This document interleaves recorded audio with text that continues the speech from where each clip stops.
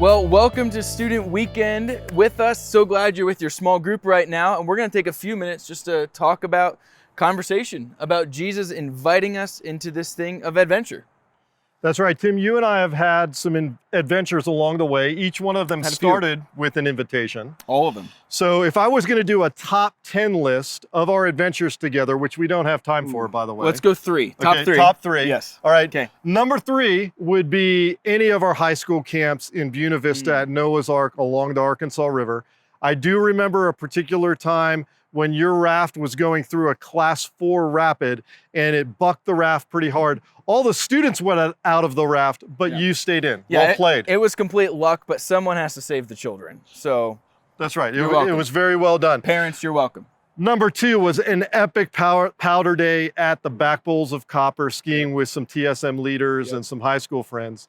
And you know number 1. I do. Before we get there, I believe in number 2, the skiing day was also the day that you just full skied through a rope wall and the stakes are just flying everywhere. Hey, Bob had no idea what was going on. I might have missed the ski boundary rope there, and I pulled up a whole bunch of them, and then a ski patrol guy pulled up, and I just looked at him and said, I'm sorry, I'm an idiot. I didn't mean to do that. It was wonderful.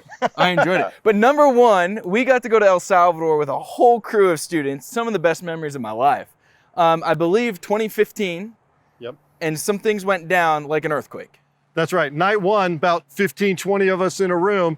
The room starts to shake. I think we're next to the laundry and the clothes washer is off of balance, but it ramped up kind of next level. It was about a 5.9 on the Richter scale earthquake.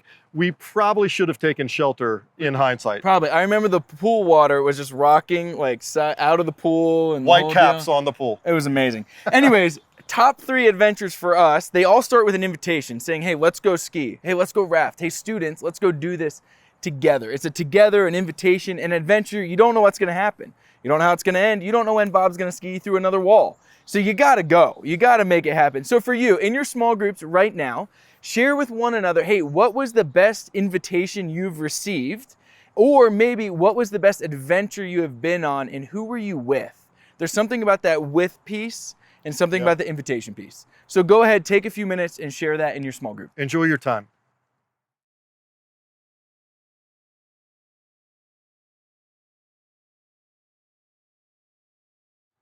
Adventure, invitation, being together, it's what it's about. We're going to look at 3 passages, or we are this weekend, that Jesus invited people into this adventure in different ways.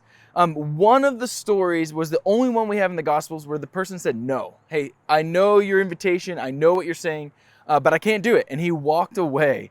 It's crazy. Well, let's look at these 3 passages. The first one is this, Matthew 4, 18 through 20. And the question for us is, what is keeping us from going on the adventure of following Jesus? So we'll pause in your small group, read that passage, Matthew 4, 18 through 20, and answer the question, what is keeping us from following or going on the adventure of following Jesus?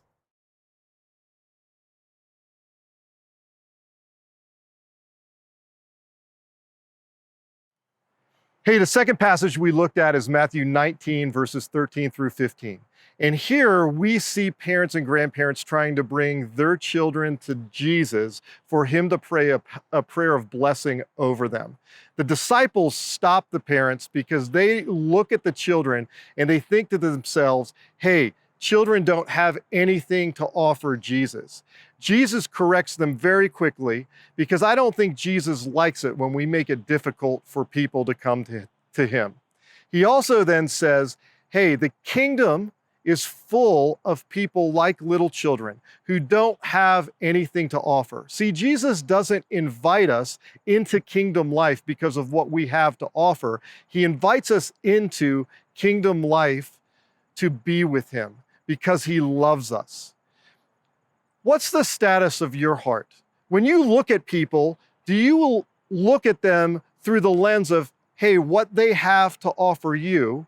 Or do you still have a childlike heart that when you meet somebody new for the first time, you see in them the potential for a new best friend? See, that's the way I think Jesus sees us and how he wants us to see each other. So really the question is, are we living with faith like a child? Or along the way in our journey of life, Has our heart has it begun to become calloused to God and to people? How are we living as Jesus invites us into kingdom life?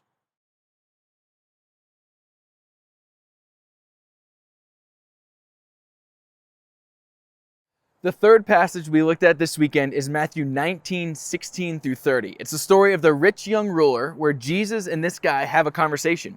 Essentially, the rich young ruler, we don't know his name, is looking to figure out, what do I have to do to be part of the kingdom? Jesus comes back and essentially says, be with me. The young ruler goes, well, what do I have to do?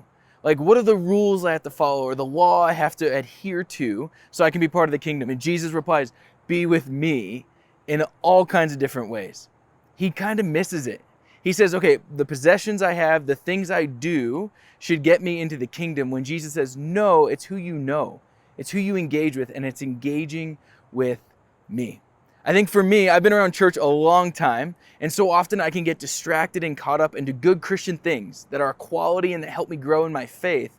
But in that, sometimes I miss Jesus. Am I taking time to be with him? What is my devotion life? What does my quiet time look like? Am I praying? Am I engaging with him in those ways? Have I patterned my life, my thoughts, my thinking, my politics, my decisions off of him by being with him, or just on what is good or what I think is right? So in your groups, the question is this: are we just doing Christian things? Not that they're wrong, but we can get stuck there. Or are we engaging or being with Jesus? And what does that look like? What are ways we can be with him so that we don't miss out on that invitation into the kingdom?